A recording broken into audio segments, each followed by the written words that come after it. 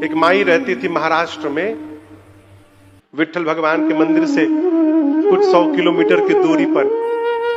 उनका नाम था सक्कू। क्या नाम था? सक्कू। सक्कू। इसी कलयुग की घटना है।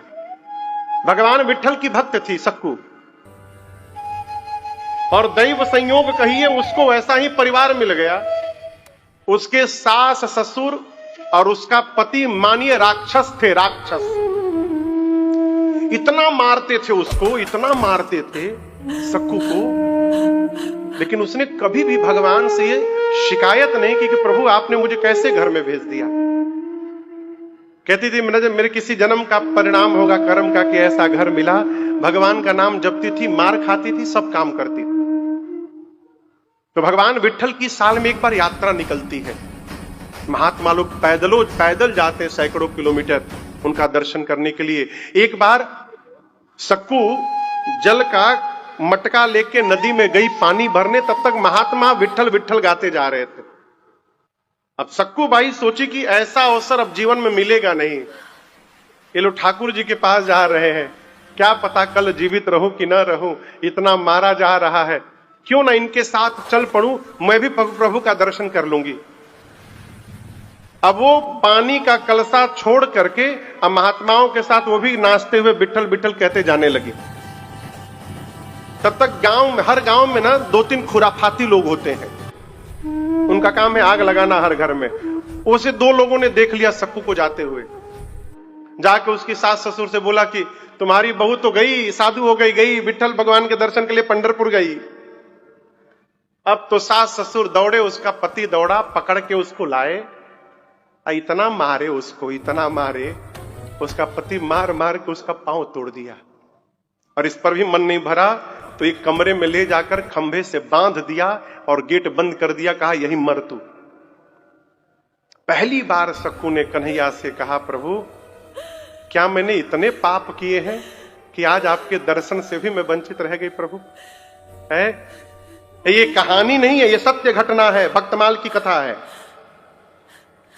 जब सक्कू रोई पहली बार भगवान का नाम लेकर, तो श्री द्वारिकाधीश भगवान श्री कृष्ण मां से बोले, रुक्मिणी मैया से, कि मैं जा रहा हूं एक भक्त के पास, आने में कुछ दिन समय लग जाएगा, इसलिए प्रतीक्षा मत करिएगा। भगवान आए, और भगवान को कौन रोक सकता है, सीधे उसके घर में प्रकट हो गए, स्त्री का रूप बना के, सखी का प्रकट हो गए। बोले सक्कू, और वो तो बेहोश थी, आंख खोली, पूछी तुम कौन हो? तो बोले मैं तेरी सखी हूं। तो तुमको तो मैं नहीं जानती। तो जानेगी कैसे, जहां तू पानी भरती वहां मैं भी भरती हूं। तू तो केवल विट्ठल विट्ठल में पागल रहती है, तुझे पता रहता है अगल बगल कौन है तेरे, मैं रोज तेरे साथ पानी भरती हूं। बोले तुम कैसे आ गई? बोले मैं छुपके से आ गई हूं। दर्शन करना चाहती है? बोली हां। तो बोले काम करती हूं, मैं तुझे महात्माओं के पास पहुंचा देती हूं, तू दर्शन करके आ जाना, और तब तक तेरे जगह मैं यहां खड़ी रहूंगी, भीतर से आवाज लगाती रहूंगी। सक्कू बाई को भगवान तुरंत निकाले और महात्माओं की टोली में पहुंचा दिए। और इतना ही नहीं, सक्कू बाई का रूप बना के आज भगवान कृष्ण उस खंबे से बंध गए। स्वयं देखिए भक्त के लिए भगवान क्या करते हैं, बंध गए। सक्कू बाई तो उधर पागलों की भांति नाचते जा रही है, विट्ठल विट्ठल।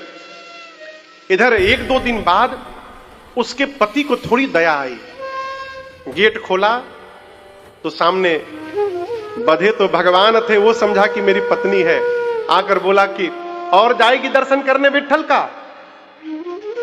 भगवान बोले कि नहीं, मैं नहीं जाऊंगी, मेरी बात मानेगी?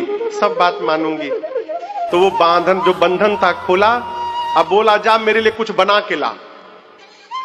भगवान उसके लिए भोजन बनाए, भोजन बना के खिलाए, और जब भगवान के हाथ का बना हुआ वो भोजन पाया तो उसकी तो मति घूम गई। बोला अरे इतना स्वादिष्ट तो मैंने जीवन में कोई भोजन नहीं खाया, कैसे बनाई तू?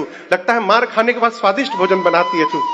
अपने माता पिता को बुला के खिलाया।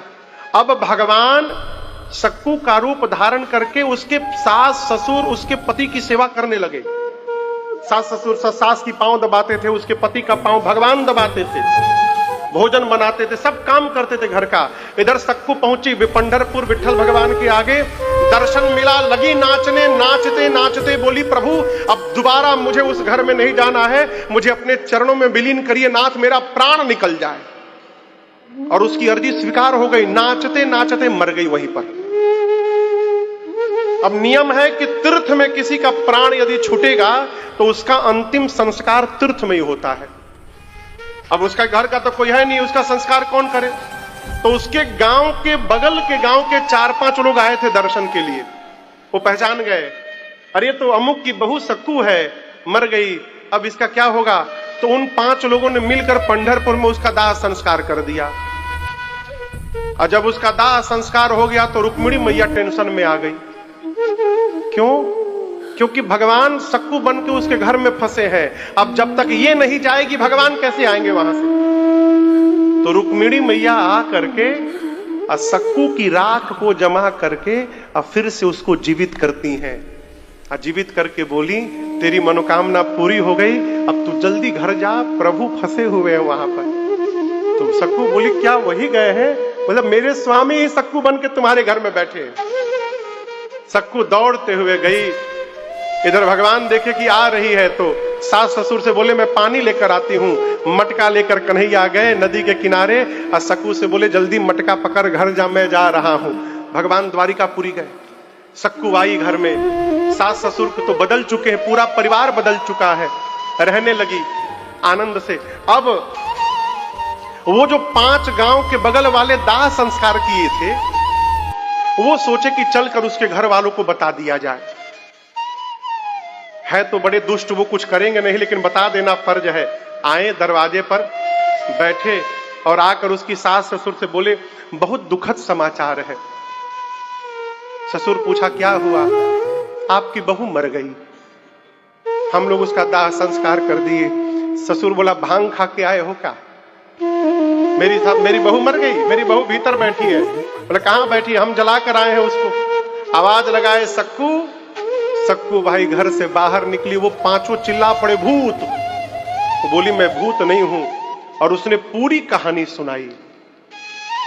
उसके सास ससुर ने उसके पांव पकड़ लिए, कहे हम लोग तुझे इतना अत्याचार किए तेरे पर, लेकिन तू भक्त है और तेरी शरण में रहने के कारण हम जैसे अधमों को भी भगवान का दर्शन प्राप्त हो गया और हम कृतार्थ हो गए। इसी कलयुग की घटना है।